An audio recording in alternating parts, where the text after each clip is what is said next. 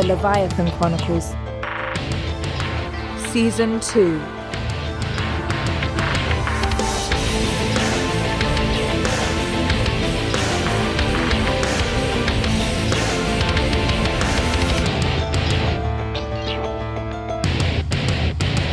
The story thus far. Seinshun has awoken Rebecca von Alt, the immortal world's most powerful tracker, in order to find the location of the missing Soraxian aliens. He and Rebecca are ensconced in a safe house hidden deep within the New York City subway system, along with former Blackdoor agents Jason Sterling and Whit Roberts, as well as young Toshi Tanaka. Jeffrey Tully has just arrived in New York City and is desperately hunting for Toshi Tanaka and hopes to return him to his father, Yakuza gangster and Nankatsu CEO Kazunori Tanaka, who is holding Oberlin Sinclair hostage back in Japan. And thousands of miles away, Harlequin and his ward Lizette remain in Las Vegas recuperating from their injuries. Lizette has been told to infiltrate the DEF CON hacker convention in order to find a new accomplice that will help them defeat the deadly computer virus that is destroying Leviathan. Macallan Orsel and her Leviathan strike force are also heading to New York City. After Gregor Roginski was able to detect the sudden awakening of Rebecca von Alt by Seinshun, the team was able to piece together their location and is rushing to get to New York before their trail gets cold. They hope that by finding the Blackdoor agents, they will be able to find the aliens and thus procure a starstone to save Leviathan. And now, Chapter 37, Target Acquired. New York City, the Pierpont Morgan Library and Museum. Mr. Laputka, I can't tell you what a pleasure it is to finally meet you. I mean, I know we've spoken on the phone and over email, but I'm very sorry I haven't had the chance to stop by.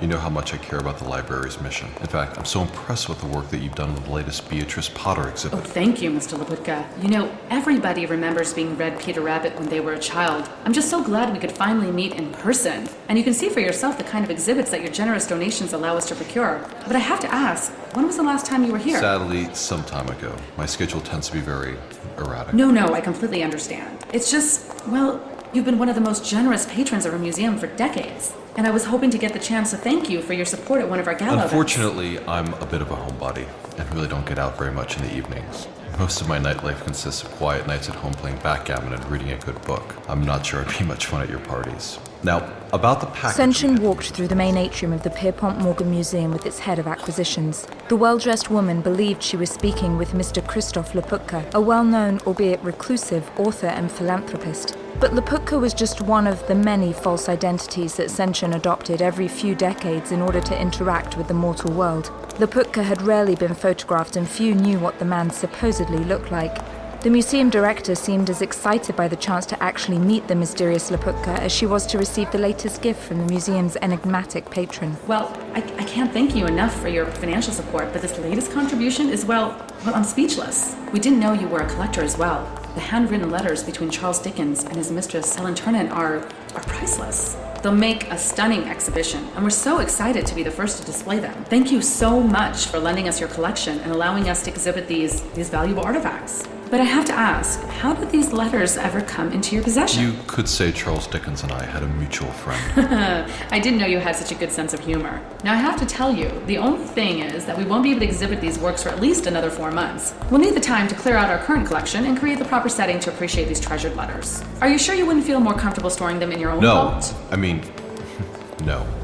I'm afraid if you'd like the opportunity to display the letters, you'll have to take possession of them now.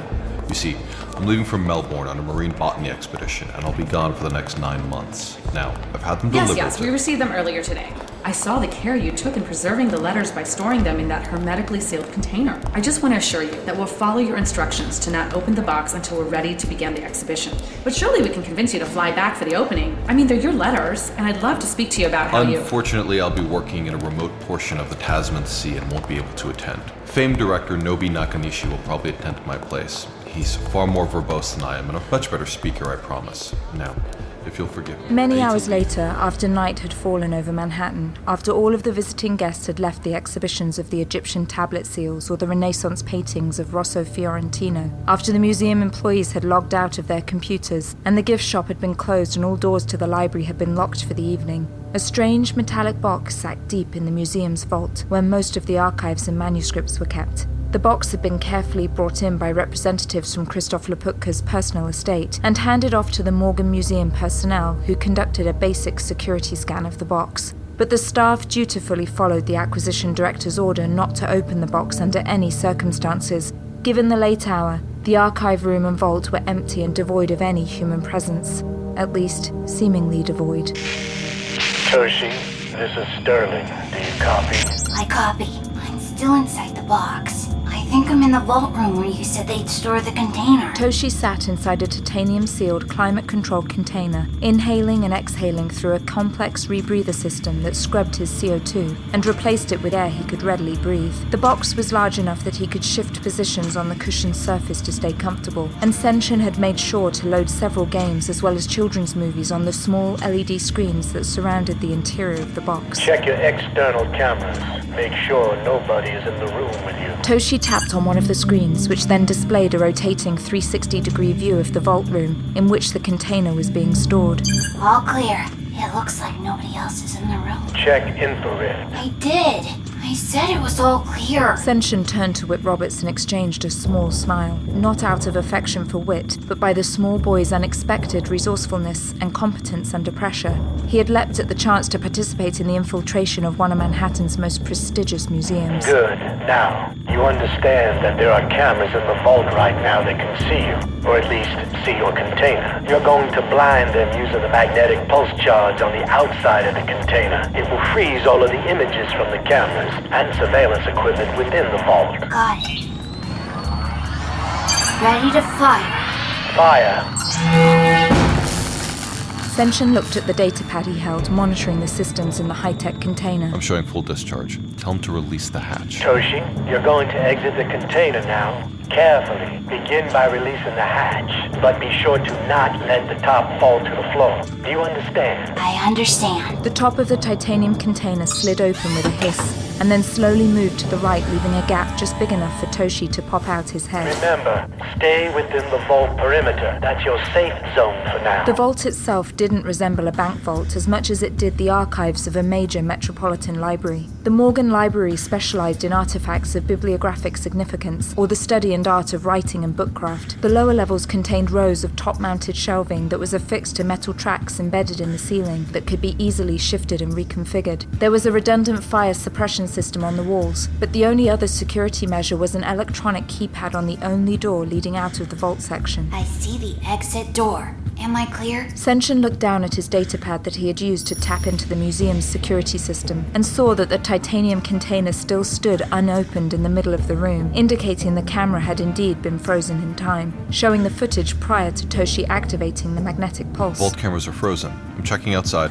Another swipe on Seinshun's pad brought up a video feed of the hallway outside the vault. It showed a tired security guard walking away from the vault door. Toshi, I want you to wait 5 seconds, then exit the container and proceed to hack the door using the skeleton box, like we talked about. Got it. Toshi lifted himself out of the high-tech container and used a thin screwdriver to pry the numeric keypad off the wall, attaching the connecting wires to the gleaming jade box he held in his hand. The otherworldly green device pulsed rhythmically for 60 seconds before the door clicked open.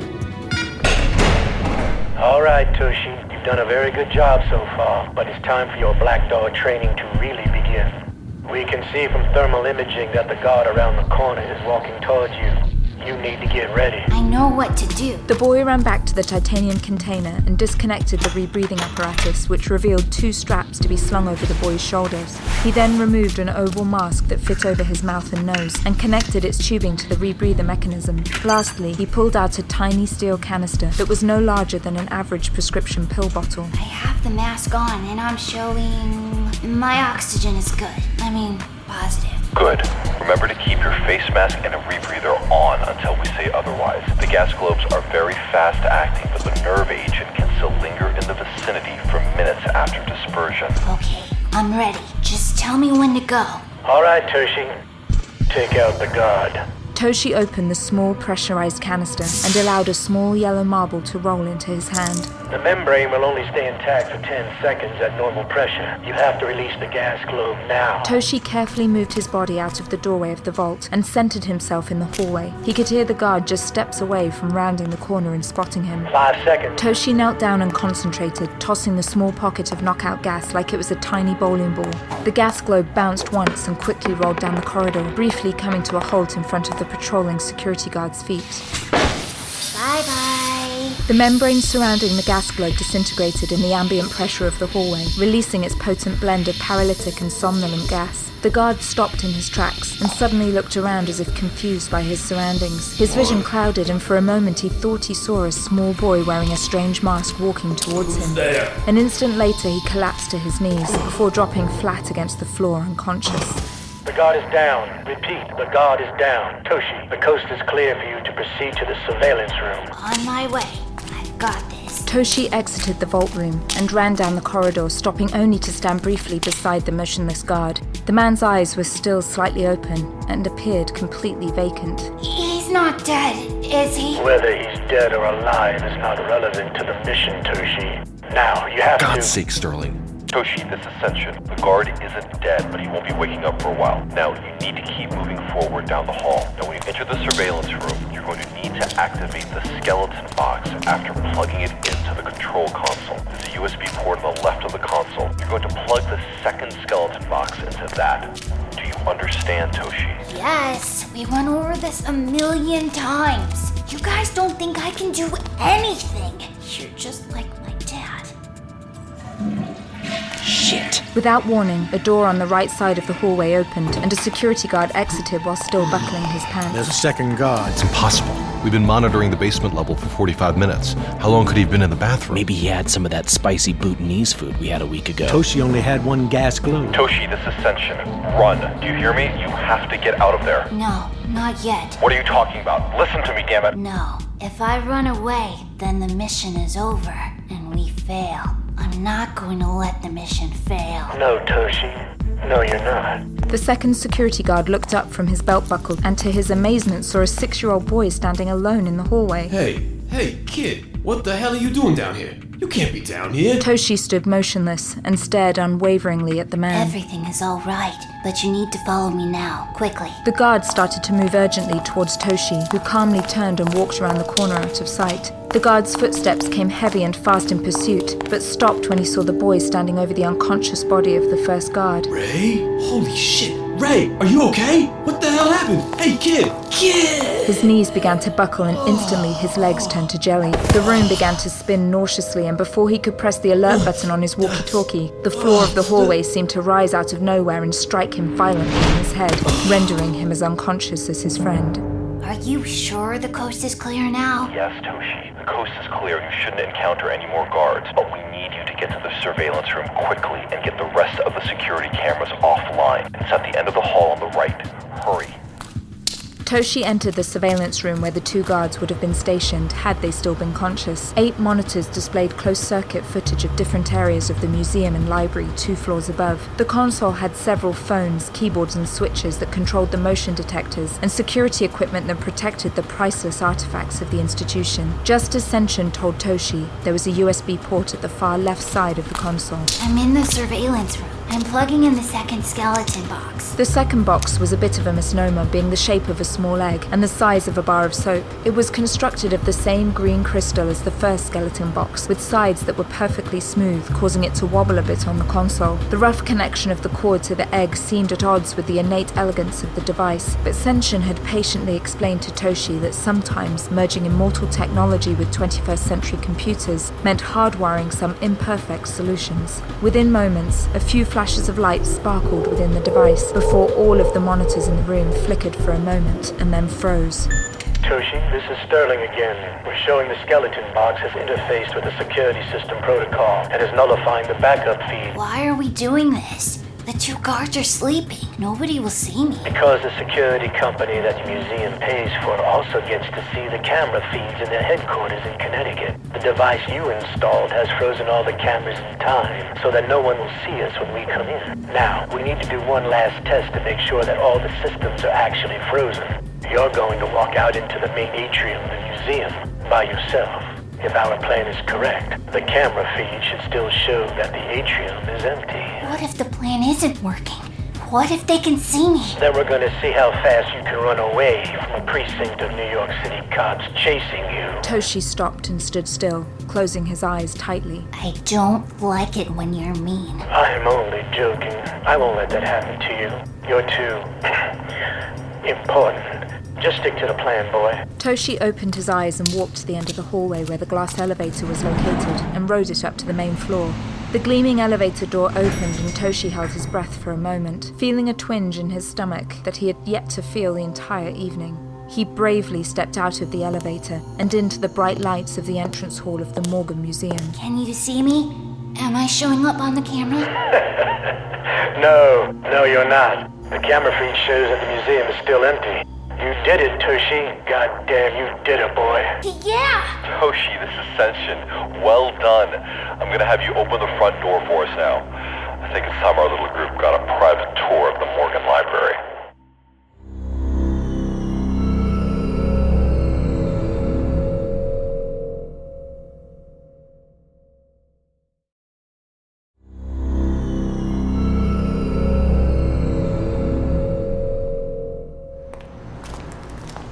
Seinshun, the outside of this place is so familiar. I know. It's like coming home again. They did some work on the entranceway, but the building's bones are still the same. My God, it hasn't changed a bit. The entrance hall is still made of the original facade from the building's construction in 1906, but they built something more modern in the middle of the museum area before we enter the formal library. Come on, I'll show you. The five slowly walked into the main central hall of the museum where Toshi had stood earlier. Rebecca briefly considered what a motley crew they must resemble to someone seeing them from the outside. With Seinshun tall and lean, Sterling wide and cruelly muscular, with skin stained darkly red, and tiny Toshi quickly running to take 2 steps for every one that the group took. Whip still limped slightly from his injuries sustained while escaping Mount Shenglong. I hope you're right about them, Seinshun. Which way do we go? This way, to the library. The group walked across the marble and glass-filled atrium known as Gilbert Court, which was not a room per se, but rather an enclosed space between several adjacent buildings that the museum library owned. Some of the buildings were the original living quarters and library of famed industrialist Pierpont Morgan, the forebearer of J.P. Morgan, that he utilized at the turn of the 20th century. The translucent atrium soared upwards more than 3 stories, and thin wisps of gauzy clouds that stretched over Manhattan could be seen from its floor. I don't like this. It feels too exposed. You'll feel better where we're heading. At the end of the atrium to the right was a narrow set of stairs beside a sign that read Mr. Morgan's Library and Study. The group walked up the stairs and suddenly found themselves in a room that could not have been more different than the one they had just left. The Baroque personal library of Pierpont Morgan was a masterpiece of Edwardian woodworking and a glorified temple to the study of bibliography. Soaring bookshelves constructed of bronze and inlaid polished walnut covered 3 sides of the room, with multiple balconies reaching 3 floors in height, before terminating in an elaborate gold-leaf crown molding and intricate mosaic ceiling tiles. Several glass display cases stood on the sides of the room exhibiting antiquated German Bibles from the pre-Gutenberg era. Directly in front of the team was the one wall that did not have exquisite bookcases running floor to ceiling, but instead a gargantuan fireplace stood framed by a thick marble mantel that glistened as if constructed from deep-sea pearls. Seinshun walked to the middle of the room and turned slowly, looking up at the higher balconies containing countless rows of priceless leather-bound books. Let me guess. We pull on the copy of a Jules Verne novel and the secret passage opens up. You immortals design your lives like a goddamn Scooby-Doo cartoon. Seinshun stared at Sterling. It bothers you that we're more connected to the history of this country than you'll ever be. It offends you, doesn't it? Oh, I can assure you that I think in terms of a much bigger picture, Seinshun. We'll see. Seinshun walked up the recessed staircase to reach the 3rd floor landing of the library. He couldn't help but smile when he spied Toshi mischievously climbing up the antique bookshelves like Spider-Man. He seemed to be actually enjoying himself despite being in the custody of a psychotic megalomaniac. Seinshun carefully examined the bookshelves, hunting, searching for the one book in particular that he needed.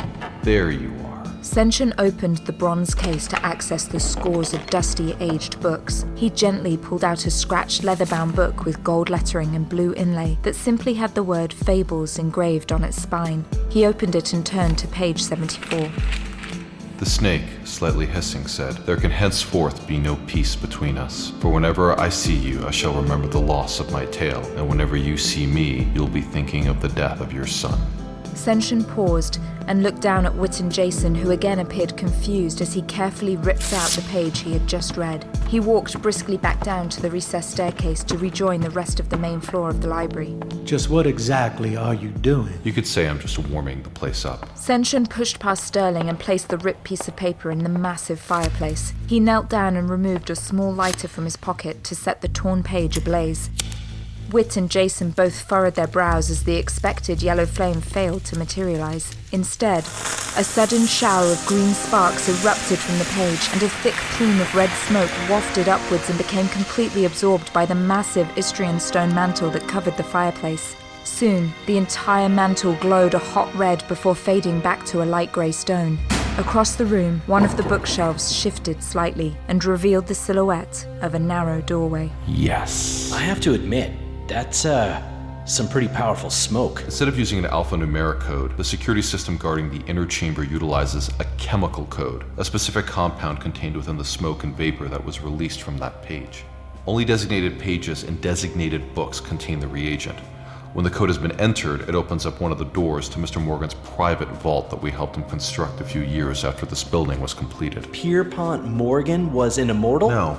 No, he wasn't. He was actually one of the few mortals who rejected the offer when Evangeline gave him the chance to join Leviathan. He thought her idea of a society without currency was foolhardy and would rob its citizens of their basic motivations. He thought it would bring out the worst in man: sloth, laziness, aimlessness. So he rejected Evangeline's offer, but countered with his own. He knew she would need someone on the surface to help procure raw materials for Leviathan, as well as help her invest her fortune in the growing new world. As one of the leading industrialists and financiers in America, he promised to keep the secret of Leviathan safe, as well as help the immortal population gain influence within the shaping of America's public policy. In exchange, he was richly compensated in both cash and currency, as well as leaked technology that helped him multiply his own fortune. Son of a bitch. And, like any good banker, he offered Leviathan a special safe deposit box to keep its immortal artifacts safe on the surface. And now, we're about to walk into it. The room fell silent, and Toshi, who had now climbed halfway to the second-story landing of the bookshelves, looked over his shoulder to see why everybody had stopped talking. He hopped down and surprisingly grabbed Jason Sterling by the hand. Come on, it's this way. Seinshun turned to Rebecca. I guess we follow the boy. Come on, Whit. The five of them walked through the narrow doorway that had revealed itself. Inside the antechamber, a heavy brass door stood straight ahead that was surrounded with narrow pipes. The door was built directly into the substantial support beams to the building's frame. Sterling scratched the side of his neck anxiously. It's too warm in here. Where is that moisture coming from? It's steam. The early elevators in New York were powered by steam. Why? He doesn't like water. Oh, and why is that? Because I don't like water. It hurts him. Over here. Seinshun swung the brass door open and pulled back the protective gate to allow everyone inside the steam-driven elevator to ride down dozens of stories to the bedrock of Manhattan. As they descended, the air grew precipitously cooler, and Jason Sterling seemed to be less on edge.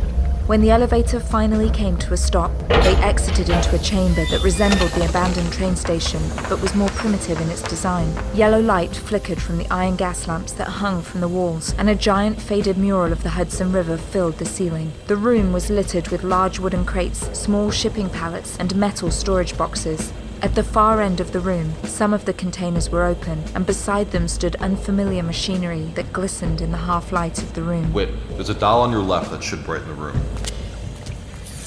With the room illuminated, Whit now gained a better view of the machinery at the far end. Most of the machines were roughly the size and shape of school desks, with a single seating area featuring a flat, glimmering surface laid out before it. Much of it was constructed of a dull silver material, with organic, rounded curves. The various apparatus sprang to life as Seinshun and Rebecca walked past the different devices, each emitting a low hum as holographic controls erupted from the flat surfaces. One device in particular did not contain its own seating, but rather sat upon a weathered oak desk with a leather blotter and gold inlay around its perimeter. The silver machine resembled the shape of a football, but was over 3 times the size. On each end was a rounded handle. Rebecca approached the machine warily.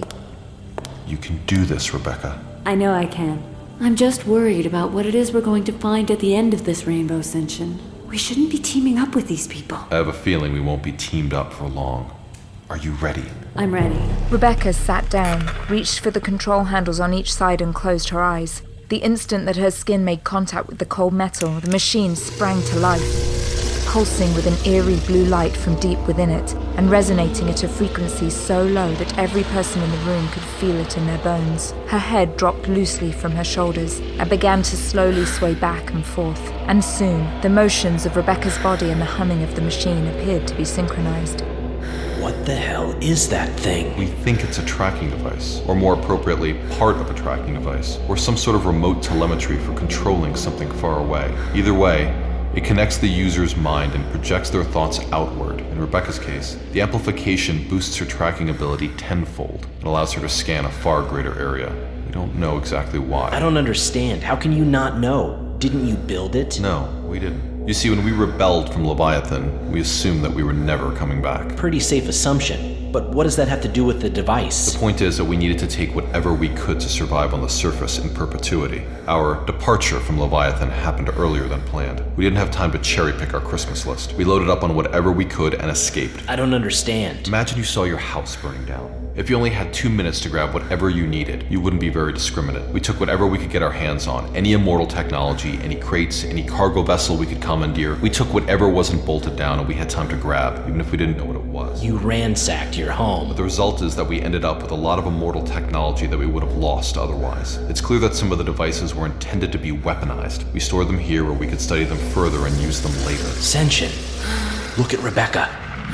Rebecca's mind entered the otherworldly trance where she could see the starlight of all the other immortals in her vicinity and beyond. The countless points of light were small and blue, but Rebecca steeled herself to look further, stretching her consciousness and searching into the pitch darkness that lay beyond.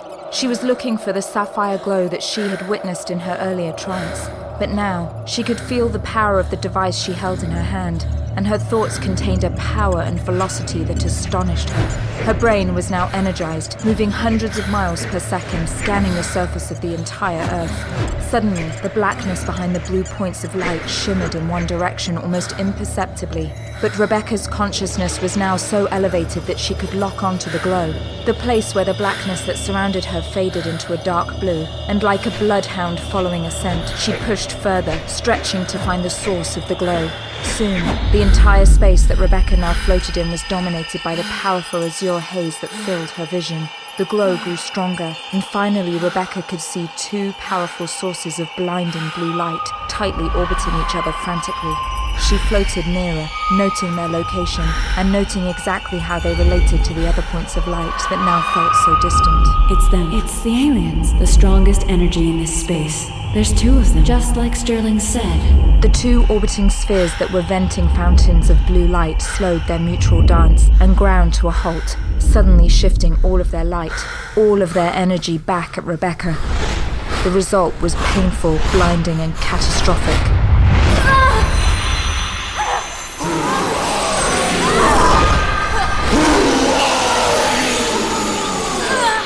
Wave upon wave of heat and light pounded into Rebecca. The psychic attack left her mind reeling and spinning painfully, like someone driving a long needle through her frontal lobe. The space around her shattered, throwing her violently back into the vault, deep within the Morgan Library. The tracking amplifier in her hand vibrated at an increasing frequency. More of the blue light poured out of the silver machine, pulsing frantically, building until finally... A scalding burst of heat and psychic energy shot through the room, throwing everyone to the floor and leaving their minds searing with pain. The blast shattered some of the wooden crates closest to Rebecca and sent all the scattered items on the floor flying towards the elevator. The entire building felt like it had shifted slightly.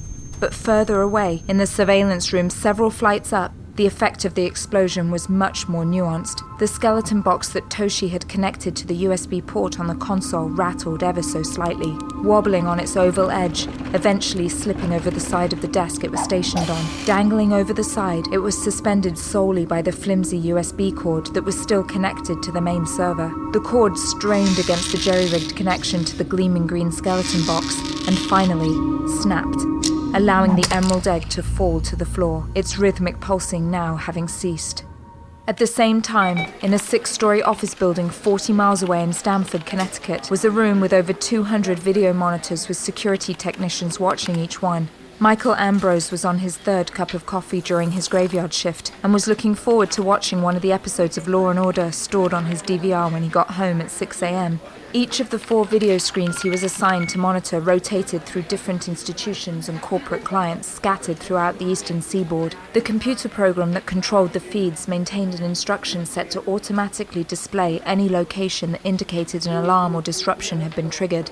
His screens flickered and gave off a burst of static before revealing 2 guards from his company lying unconscious in a museum hallway and a lockpicked door wide open to the museum's secure vault. Motion detectors were triggered in the center glass atrium leading to all major exhibits, and he could see a small, smoldering ash pile in the fireplace of a library filled with antique books. He immediately knocked over his cup of coffee, reaching for the phone beside his desk to notify his supervisor. There was a major problem in New York.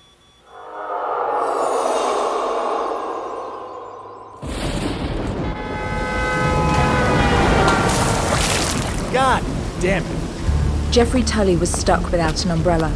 He walked down the damp streets of Hell's Kitchen, turning left on 50th Street, heading slowly towards the Hudson River. The rain had grown from a light mist to a heavy drizzle, creating brown puddles in the uneven sidewalk. Tully's cold, wet hair stuck to his face, but his hands stayed burrowed in his warm pockets as his mind raced urgently. Rick Roberts said he needed to rendezvous with Jason Sterling at the station. What kind of station? Bus station? Train station? Toshi's got to be there with them, wherever they are.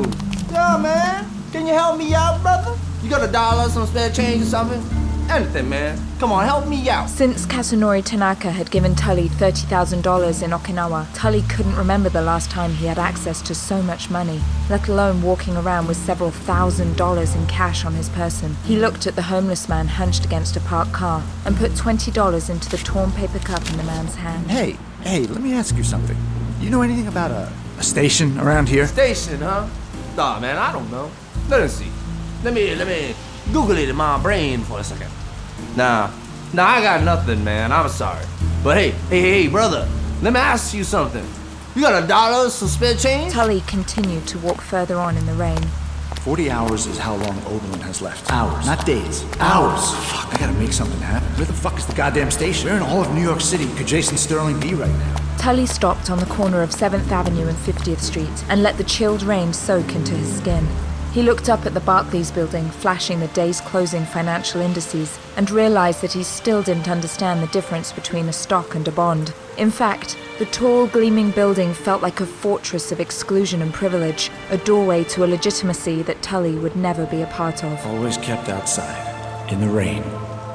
He glanced down 7th Avenue and could still see a bit of the flashing lights in Times Square. The billboard for the latest vampire movie was illuminated, and throngs of tourists were exiting Broadway shows. Tully wanted desperately to be one of them. They don't know anything about immortals, about Leviathan, plots against the earth, or kidnapping and gangsters. They can just go to the movies, go to Chili's, have a fajita, and then go home, and not have to worry. He looked at all the other buildings that surrounded him, with countless floors and countless lights and countless places for a villain to hide. Sterling could be anywhere. I'm sorry, Oberlin. I'm so sorry, buddy. Holy shit, what the hell is going on? Tully looked up again at the Barclays building, at the news ticker that wrapped around the facade of the building. It read, "Breaking news. Team of cat burglars trapped in botched robbery of Morgan Museum in Midtown Manhattan. Police standoff ensuing." What the hell? Who the hell robs a museum anymore? Wait a second. I'm pretty close to Midtown. Another pack of police cars screamed down 7th Avenue, including an armored truck emblazoned with the logo for the Emergency Services Unit, the SWAT division of the New York City Police Force. No, it couldn't be. Just for a break-in? Taxi! Taxi! A yellow cab screeched to a halt, almost running over Tully's foot. Where to, buddy? Fast! Go straight ahead. Just follow those police cars. We're late for a break-in.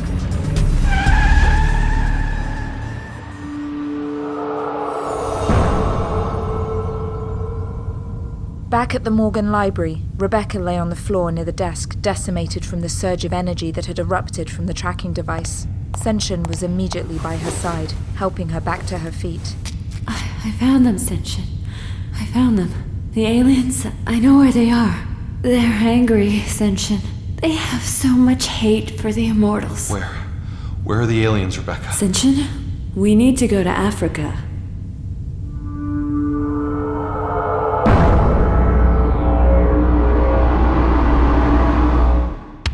You have You've been listening to the Leviathan Chronicles. The Leviathan Chronicles was written and created by Christof Laputka, produced by Robin Shaw, produced and musical composition by Luke Allen, directed by Nobi Nakanishi.